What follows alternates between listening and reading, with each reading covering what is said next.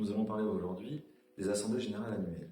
Cette obligation légale permettant au greffe du tribunal de commerce de s'assurer que toutes les sociétés, qu'elles soient civiles ou commerciales, réalisent au moins une fois par an un point sur la société et pas simplement une contrainte. L'objectif est de comprendre aujourd'hui que c'est une véritable opportunité indispensable, un bon fonctionnement et une bonne communication de la société. Rappelons-le, une assemblée générale sert à quoi? Elle permet aux dirigeants de tenir informés les propriétaires. Les dirigeants peuvent être parfois les propriétaires, les dirigeants ne sont parfois pas les propriétaires, qu'on appelle également associés ou actionnaires. L'Assemblée générale annuelle a un rôle bien particulier. Elle a pour objectif de permettre aux dirigeants de présenter les chiffres essentiels de la société sur l'exercice écoulé, expliquer les raisons de ces bons chiffres avec détail et précision, mais également de se tourner vers l'avenir afin d'identifier quels seront les prochains projets que la société veut mener. Vous l'aurez compris, ce rendez-vous est essentiel et doit être préparé en amont. Le dirigeant le préparera avec l'avocat conseil que nous sommes, d'accord, et avec l'expert comptable. Les problématiques qui seront évoquées lors de cette assemblée générale sont très larges.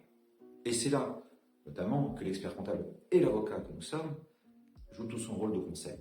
En effet, une entreprise va pouvoir s'interroger sur l'opportunité ou pas de lancer une opération de croissance externe. La société en fort développement va également s'interroger sur les modalités de sa structuration en long terme et renvoyer des volets sociaux.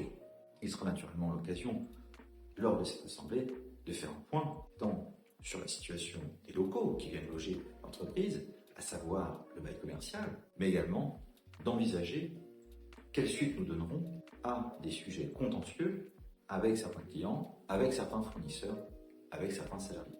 Vous l'aurez compris, les assemblées générales sont un lieu d'échange indispensable entre la direction et les propriétaires des sociétés. L'assemblée générale, elle, a un rôle spécial puisque chaque année, elle imposera à minima aux dirigeants de faire ce compte-rendu et de confronter les propriétaires et les dirigeants sur le devenir de la société.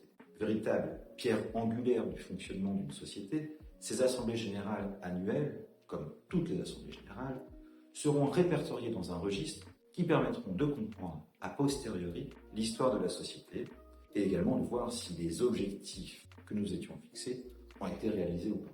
Si vous avez d'autres questions, nous sommes naturellement à votre disposition. Je profite de cette vidéo pour vous souhaiter tous nos meilleurs vœux 2025. À bientôt.